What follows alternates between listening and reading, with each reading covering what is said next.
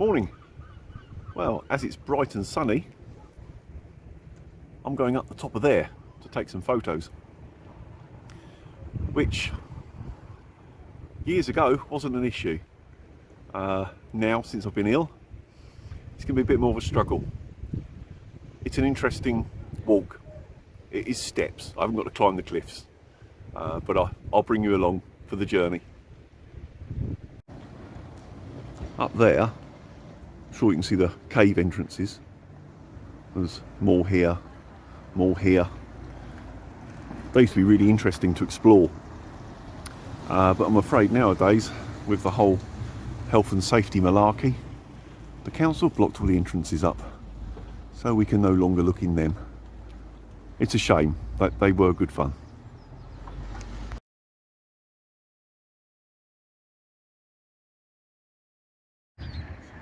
This is where the fun starts, next to the Dolphin Inn. I've got to go up that narrow passageway there.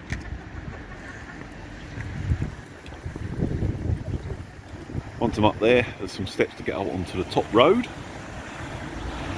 and then I'm going to end up the top of there.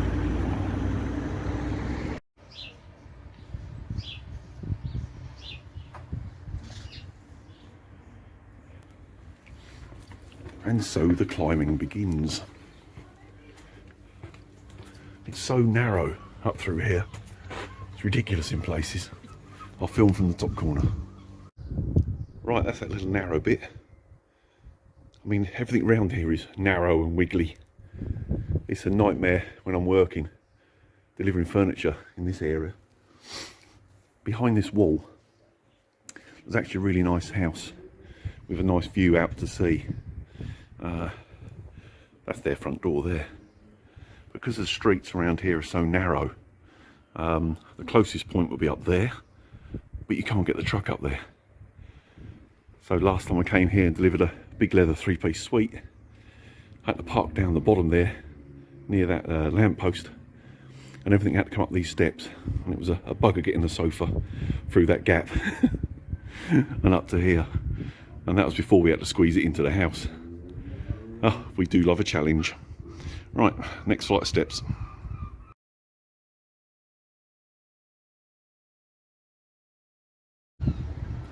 Right, top of the first flight. Over on the west hill there, Hastings Castle, the pier. I don't know whether it'll show on video, but I can see Eastbourne and Beachy Head, which is about, oh, as a crow flies, 15-20 miles away.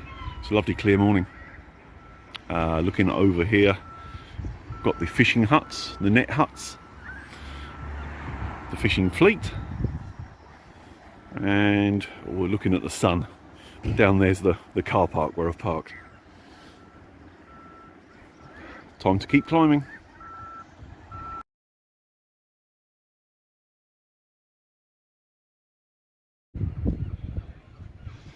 Right, about halfway up. Only this lot to go. The little structure you can see at the top there, the stone place. That's the top. Not far now. Well, this is giving my legs and my lungs a workout. Just think, when I was younger and fitter, did a lot of mountain biking, I'd ride to the old town, pick my bike up, stick it on my shoulder, run up these, get back on the bike at the top, and keep going. That bloody killed me now.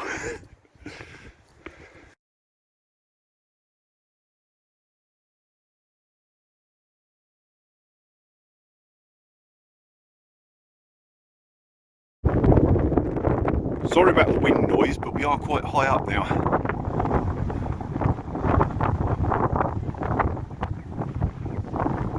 That's Hastings Old Town. The modern Hastings is the other side of that hill. That hill is where the Hastings caves are. The ones that are open to the public, the less interesting ones. And there's the sea. Looking very nice. Pier. Make out Eastbourne quite clear. I will zoom it and see what happens.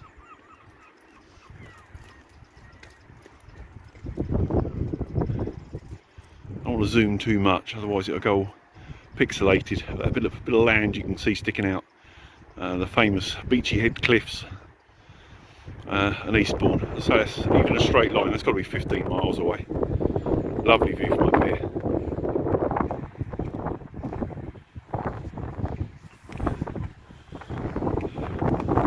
And this little place here is the top of the East Hill Cliff Railway. Of course closed at the moment because of the restrictions, so you've got to use the stairs.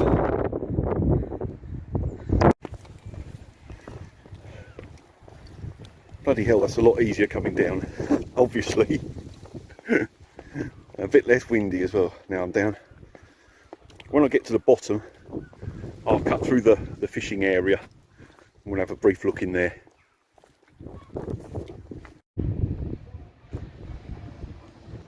Here's some of the net huts. They're fairly unique in this area.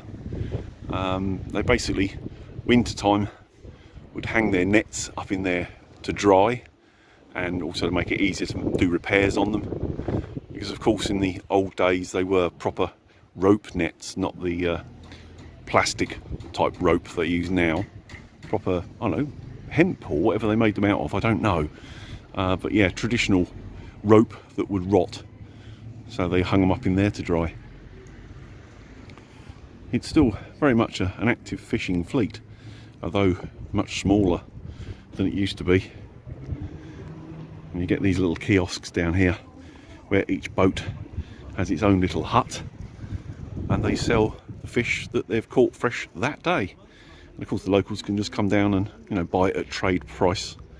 It's about as fresh as you're ever going to get it.